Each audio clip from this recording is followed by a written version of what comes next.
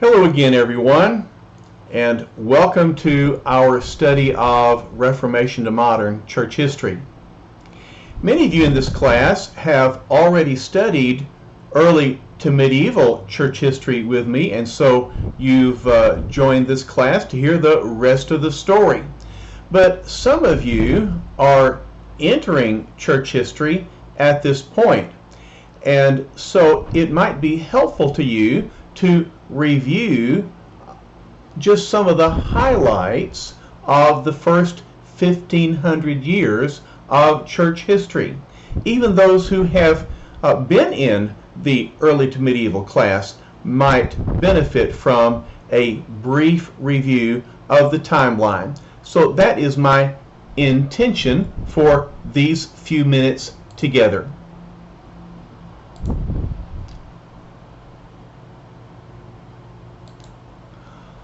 Often I ask my students where they would begin the study of church history, or to put it in another way, when did the church begin? Some students talk about the birth of Christ or Christ's call to the apostles. Others might talk about his crucifixion and resurrection. Others look to the book of Acts. And indeed, I teach that the church began at Pentecost, when the Holy Spirit descended in the form of flaming tongues and indwelt the believers for the first time. So let's begin our timeline with Pentecost. Now, even though the life and ministry of Jesus and the Acts of the Apostles are foundational to our understanding of church history, I leave those topics to the New Testament department, and I usually begin lecturing on persecution and martyrdom in the early church. This was a season that was very critical to the early years of Christianity, and we find many inspiring stories among the martyrs and confessors who suffered for their faith in Jesus. And in fact, we see that the church continues to suffer opposition around the world today, and we can learn much from our early Christian brothers and sisters who suffered for Jesus. We also talk about the apostolic fathers, those church fathers and church mothers as well, who were prominent in the early centuries of the church. We talk about heresies or challenges from within the church, as the church struggled to understand issues such as the Trinity. How is it that God is one and yet three? How is Jesus truly God and truly human? What does it mean to be saved? There were a number of alternative approaches to these issues, and the church struggled to be certain that they maintained the orthodoxy that was left by Jesus and the apostles. The conversion of Constantine took place in 312 and really upended the church, turned everything upside down. He not only ended persecution, but he began the process of uniting church and state. And this was a major turning point in the history of the church, so much so that the era preceding the union of church and state is referred to as the ante-Nicene era, and events later took place in the post-Nicene era. This is a reference to the Council of Nicaea, which took place in 325. It dealt with a very difficult and dangerous heretical challenge to the orthodoxy of church, that is the challenge presented by Arius and his teaching that Jesus was less than God, but more than man. But what also was significant about the Council of Nicaea is that it was convened by the Emperor Constantine in an effort to maintain the unity of the state. And from then on, the state was entangled and entwined and involved in the functions of the church. And so the post-Nicene era, from 325 to about 500, involved a number of other councils that took place at Constantinople and Ephesus and Chalcedon, where they struggled with other doctrinal issues dealing with the person of Jesus Christ.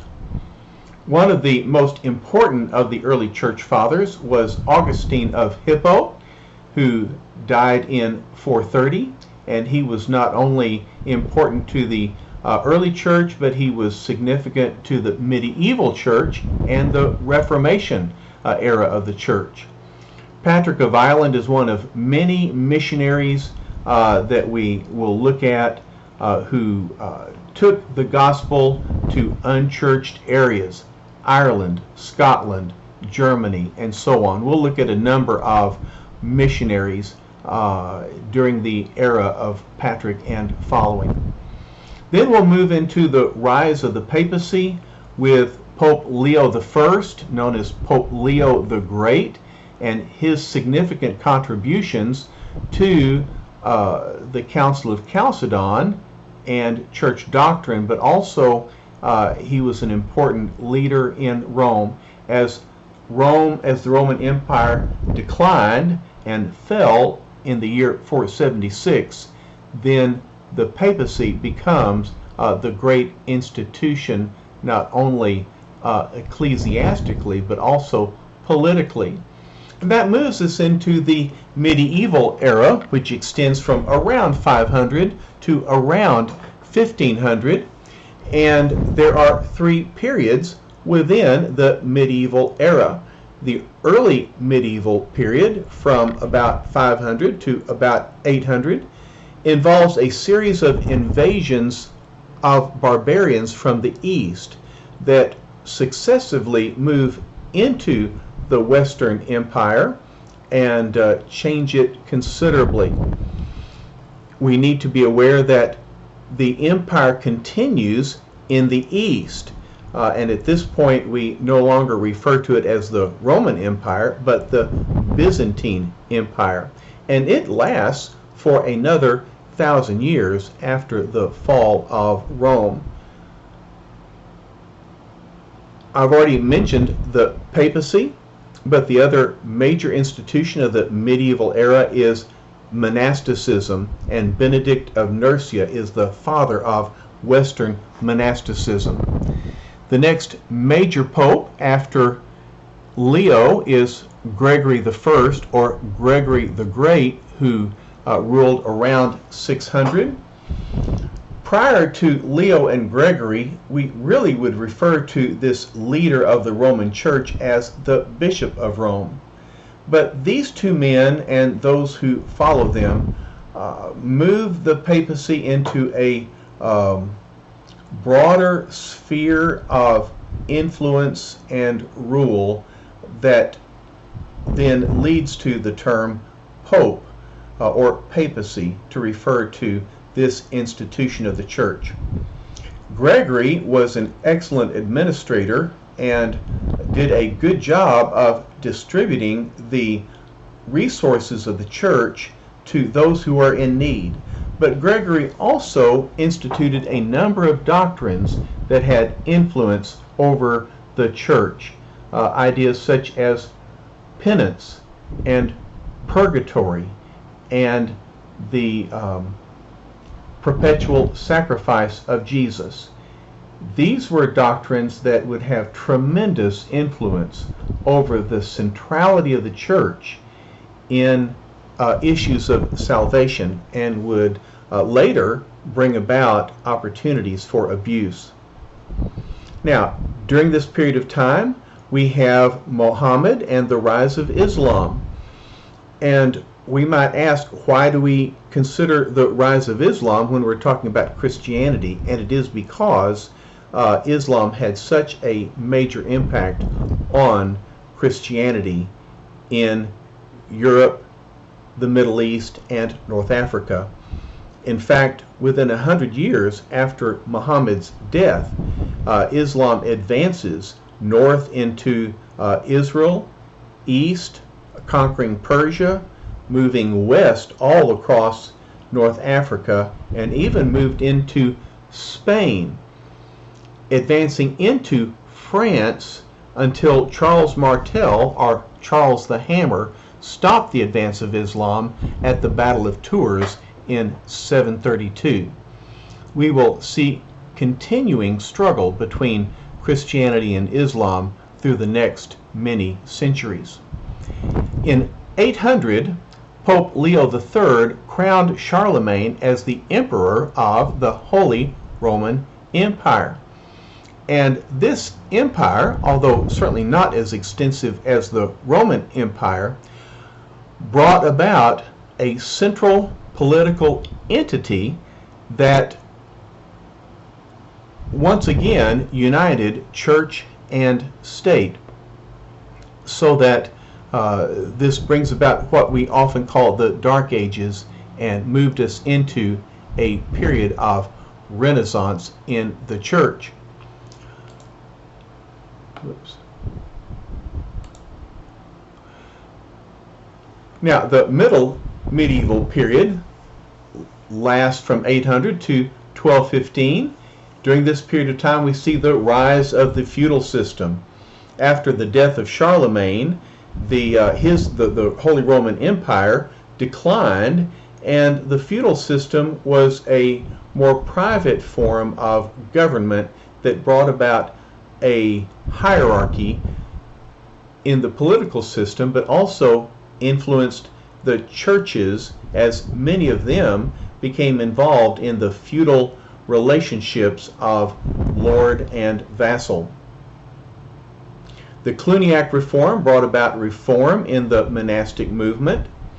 Out of the Cluniac Reform came Pope Leo IX, who was a reforming pope, but his reforms were so strict that led to the Great Schism, a division between the church in the west and the church in the east. This took place in 1054.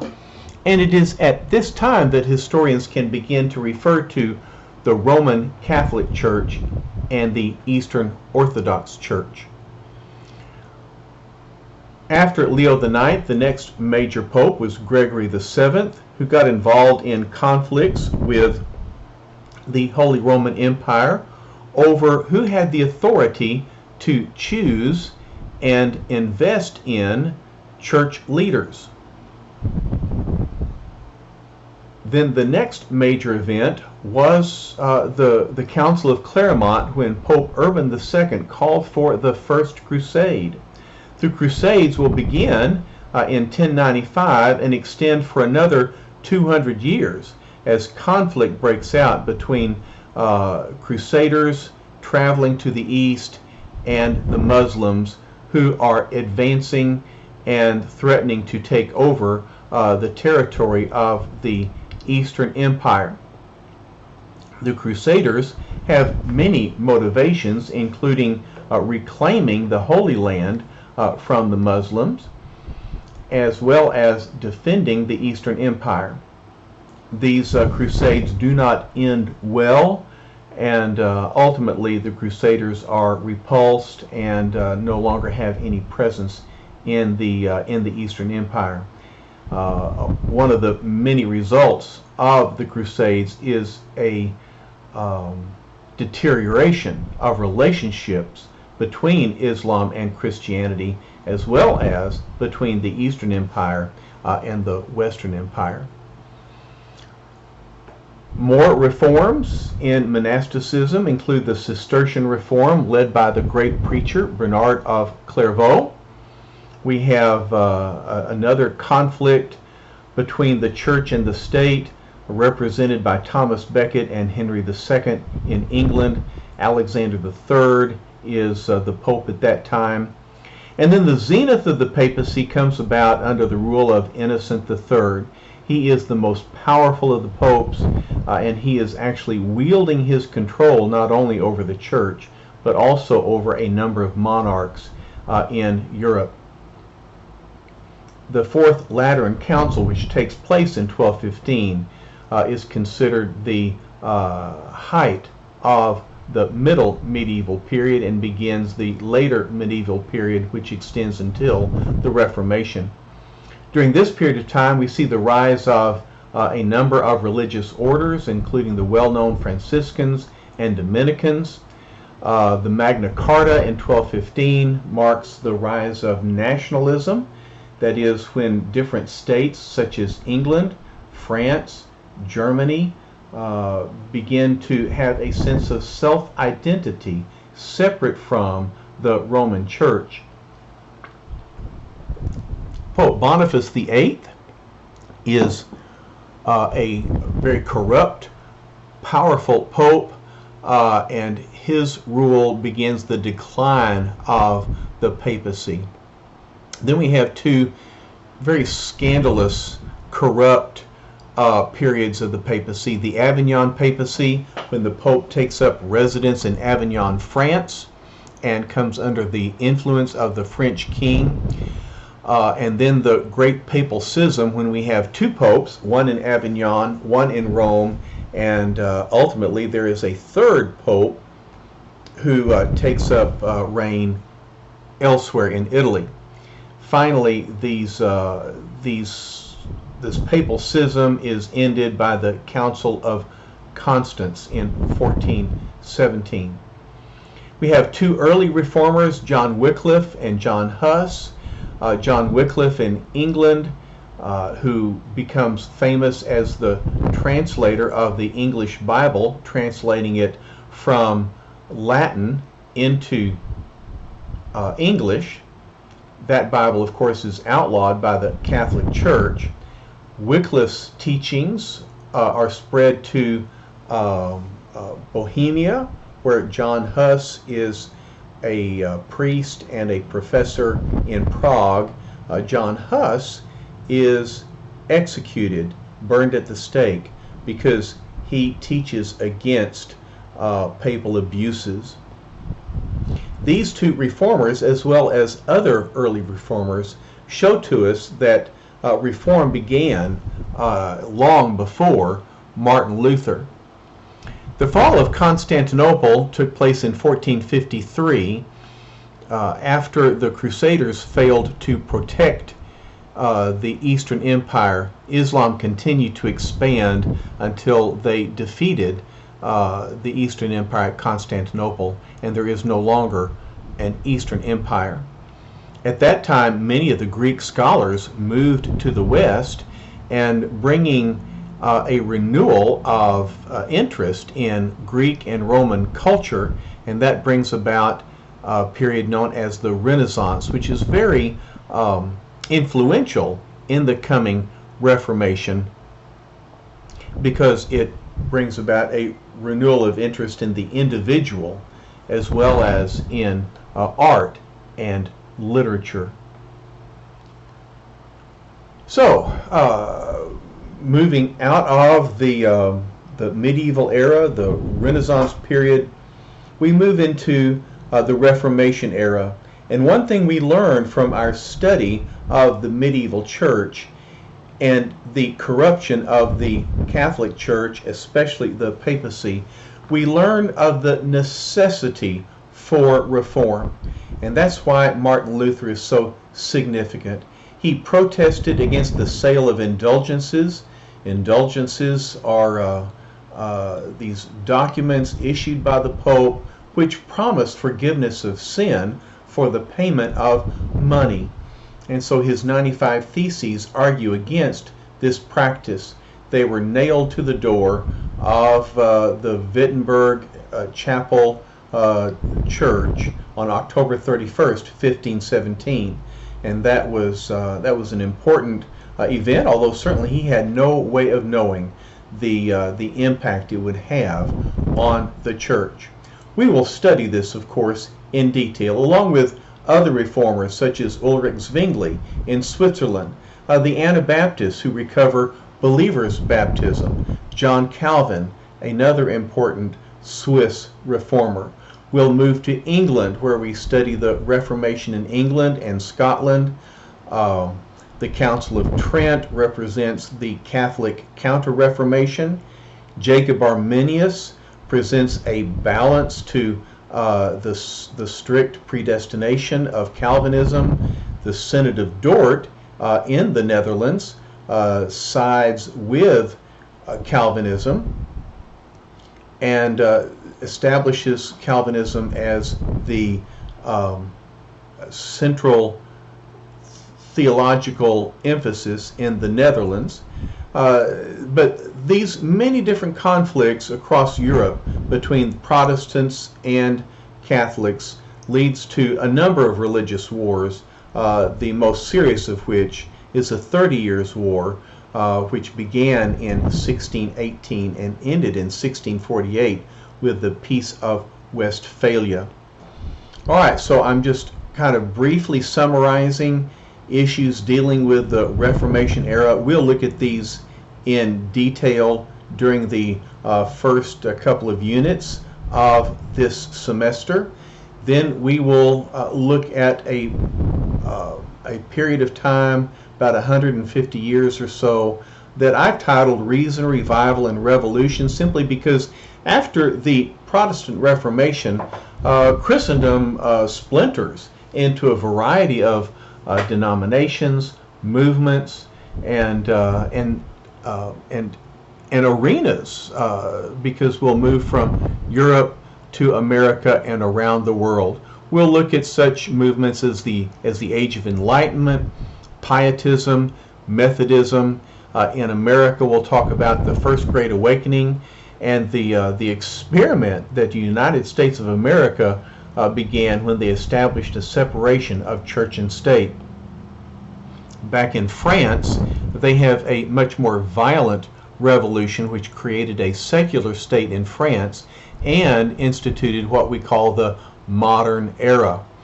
In the modern era, we'll be looking both at America and Europe, including England, the Second Great Awakening in America, William Carey, an English Baptist who's considered the father of the modern missions movement.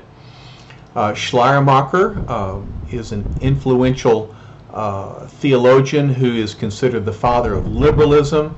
Karl Barth reacts against liberalism and institutes what we call neo-orthodoxy. Back in America, we have Pentecostalism.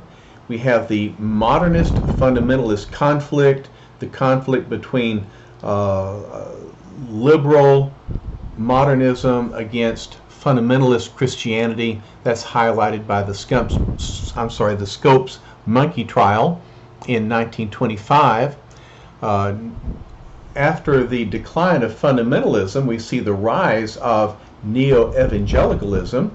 One of the key leaders of that is Billy Graham, whose very famous Los Angeles Crusade begins another period of evangelism, revival, and awakening.